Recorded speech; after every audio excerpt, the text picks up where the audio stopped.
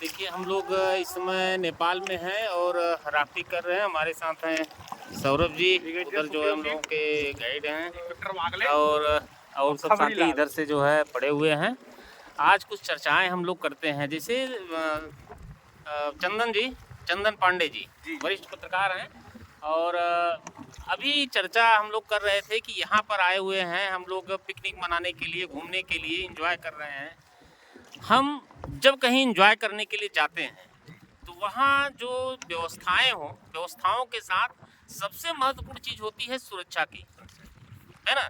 कि अगर हम सुरक्षित नहीं हैं, हमारे मन में भय है, तो फिर हम जो है निश्चिंत होकर जो है एंजॉय नहीं कर पाते, घूम नहीं पाते हैं।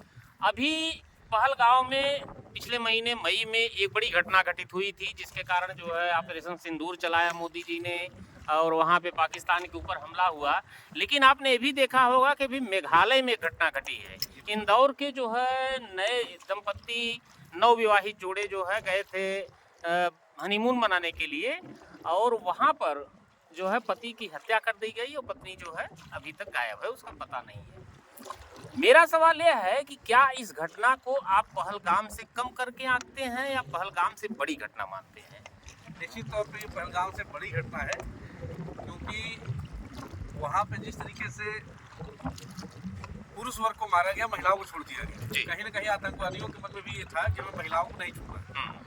लेकिन हमारे देश में ही हमारे ही लोगों ने, क्योंकि वो हमारा क्षेत्र है, हमारे देश के अंदर आता है, और ये कोई बाहरी लोग नहीं थे, ये वहीं के लोग हैं जिन्होंने उसके मतलब जैसा कि हम लोगों ने खबरों के माध्यम से देखा है, जाना है कि उस आदमी को पहले मारा पीटा गया है, उसकी हत्या कर दी है।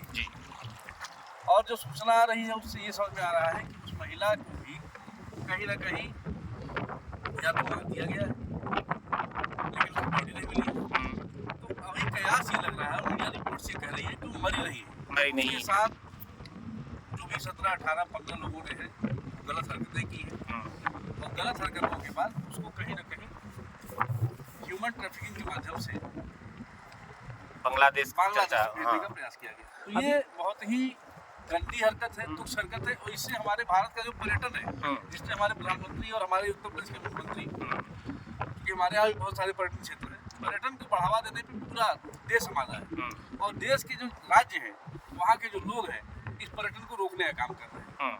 जैसे पहलगाम में कोई भी जाने से पहले 100 बार नहीं 1000 बार सोचेगा। हाँ बिल्कुल। उसी तरीके से मेघालय जाने की सोचेगा ही नहीं, जिस तरीके घटना हुई। बिल्कुल। देखा जाए तो पहलगाम में जिस तरीके की घटना हुई, घटना केवल संख्याओं का फर्क है, वहाँ 26 है, यहाँ 1 है, लेकिन घटना उससे ज्यादा भीभत्स है।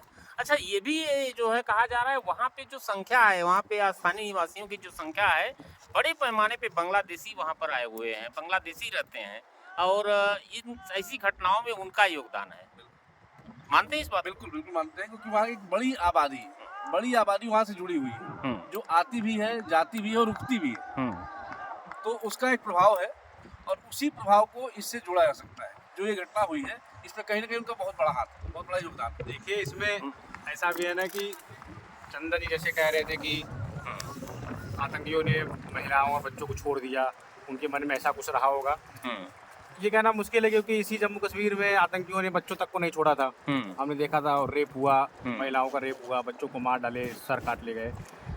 मेघालय वाली घटना ज़्यादा खतरनाक इसलिए है कि उसे हमारे ही लोगों ने किया, और हमारे ही लोगों के साथ। अच्छा, ये किस आधार पे कर सकते हैं कि हमारे ही लोग? पहलगाम में जो घटना हुई, ये तो किसी ने देखा नहीं था कि किसने किया, लेकिन वो आतंकियों के ऊपर डाल दिया गया कि पाकिस्तान से आतंकी आए थे। इसे आप ऐसे समझिए कि हम लोग 8 लोग 6 लोग इस नाव में सवार हैं।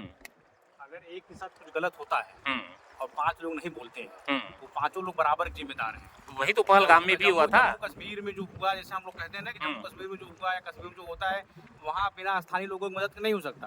अगर मेघालय में हुआ तो जाहिर सी बात है, अगर बाहरी लोग भी आए होंगे, तो मेघालय के जिस गांव में घटना हुई, किसी गांव की घटना है जो उनको लास्ट बार जहाँ देखा गया था, वहाँ के मुखिया ने बताया कि वो लास्ट टाइम लोग यहीं आए थे, उनकी स्कूटर वहाँ पकड़ी गई।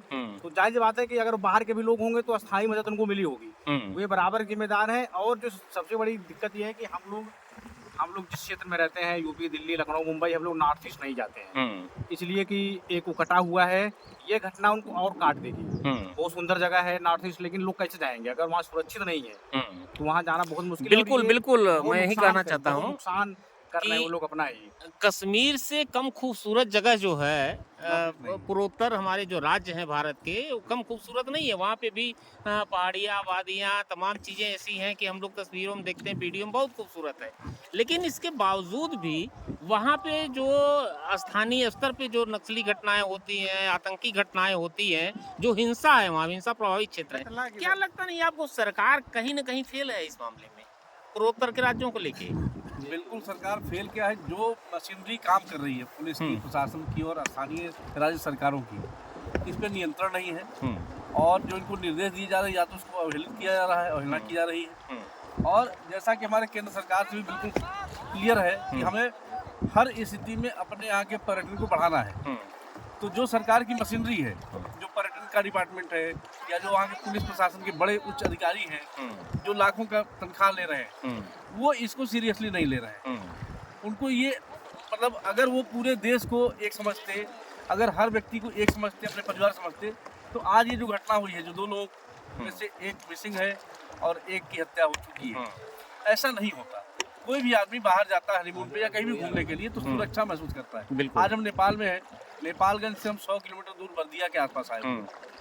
हमने देखा, हालांकि हम लोग उब भी गए, करीब करीब 8 जगहों पे चेक पोस्ट लगी हुई है, हर गाड़ी को चेक किया गया है, उसको नोट किया गया, इवन टाइमिंग तक नोट हुई है, कितने बज के कितने मिनट पे वो गाड़ी यहाँ थी, कितने बजे कितने मिनट पे गाड़ी वहाँ पहुँच रही है। तो ये जो एक मतलब नेपाल गवर्नमेंट का जो देखने को मिला हम लोगों को, जिसकी जानकारी पूर्व में भी थी और आज हम लोगों को समझा भी कि एक रास्ते से कितनी गाड़ियां गुजर रही हैं, कितने समय पे गुजर रही है, इसकी नोटिंग हो रही है।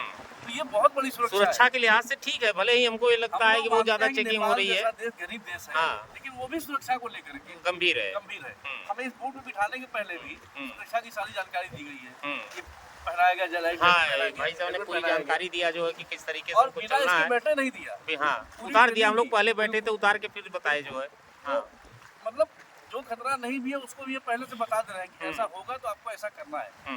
तो निश्चित तौर पे हमारे यहाँ जो पर्यटन है, हमारे यहाँ भी भारत का जो पर्यटन है, उसको लेकर के इस तरह की सुरक्षा और उससे बचने की ट्रेनिंग देनी चाहिए। सरकारों को गंभीर होना चाहिए। जी, हम तो अपने ही देश में नहीं सुरक्षित हैं, तो बाहरी लोग हमारे देश में कैसे आए घूमने? सही बात है। ये भाई, तो जब हम अपने ही देश के कोने में सुरक्षित नहीं है, तो कितना खतरनाक और कितना डरावना है। हमारे साथ सौरभ जी भी हैं। सौरभ जी, क्या लगता है आपको, सरकार को क्या बदलाव जो है इसमें लाना चाहिए कि वहाँ पे लोग सुरक्षित जो है महसूस करें अपने आप को? देखिए, सबसे पहले जो आपने सवाल किया कि पहलगाम और जो मेघालय की घटना है, दोनों के बीच में क्या लगता है कौन सी बड़ी घटना है? देखिए, मैं कहना चाहूँगा घटना दोनों ही बड़ी हैं।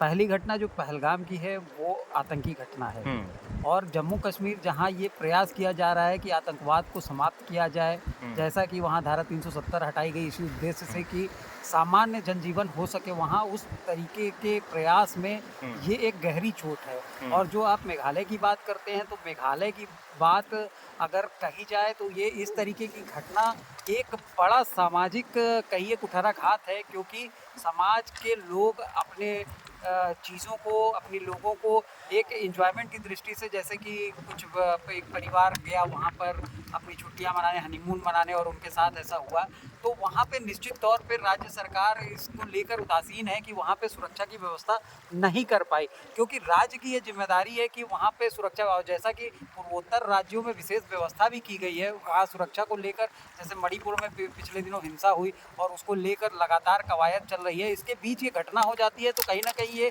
उदासीन रवैये को दर्शाती है। और लोगों को अब ये, जैसे कि आपकी बातचीत में ये भी सामने आया कि लोगों को भी जागरूक होना पड़ेगा कि अगर इस तरीके की घटनाएं हो रही हैं तो उसका विरोध करें, खुल के विरोध करें, और सरकार के ही खिलाफ क्यों ना हो, लेकिन वो विरोध करना चाहिए। और लोगों को ये कहना चाहिए कि अगर आप पर्यटन को बढ़ाने की मांग कर रहे हैं तो उसके साथ ही लोगों की सुरक्षा के लिए भी मुकम्मल इंतजाम करें और लोगों की जिम्मेदारी लें। जैसे पहलगाम की घटना की बात की जाए तो आज तक वो 26 लोग जो मरे हैं, भले ही भारत ने ऑपरेशन सिंदूर के जरिए पाकिस्तान को पानी पिला दिया, उसको मुंहतोड़ जवाब दिया, लेकिन उन 4 आतंकियों का अभी भी कोई पता नहीं है, उनके खिलाफ क्या कार्रवाई हुई, वो आतंकी कहाँ हैं, इसके बारे में अभी भी कोई मुकम्मल जानकारी नहीं मिल पाई है। तो ऐसे में ये कहना जरूरी है कि लोगों की सुरक्षा के मामले में सरकार और सख्ती बरते, चाहे वो देश के लोग हों चाहे विदेश के लोग हों। जैसे कि डोमेस्टिक टूरिज्म भारत में लगातार बढ़ रहा है, विदेशों से आने वाले श्रद्धालुओं की या पर्यटकों की संख्या भले ही कम हुई है,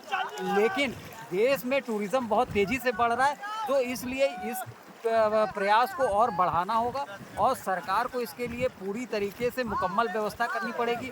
चाहे कितनी भी शक्ति हो वो बरते, और जो लोग इन घटनाओं के पीछे लिप्त हैं, चाहे वो स्थानीय हो, बाहरी हो, कहीं के भी हो, उनके खिलाफ एक बड़ी कार्रवाई की आवश्यकता है। तो आप पर्यटन, आतंकवाद और मेघालय पहलगाम जैसे मुद्दों को लेके जो है काफ़ी चर्चा हुई, और आपने सुना कि भी जो है चंदन पांडे जी और अतुल जी जो वरिष्ठ पत्रकार हैं, मिथिलेश जी ने अपने अपने विचार रखे। अब देखिए आप जो है यहाँ पे सब नेपाल के साथी हैं हमारे, जो हमारे ग्रुप में आए हुए हैं और सब एंजॉय कर रहे हैं। हम लोग जो है यहाँ नदी में राफ्टिंग कर रहे हैं। क्या बात है, देखिए टक्कर ले रहे हैं। जय नेपाल, जय इंडिया।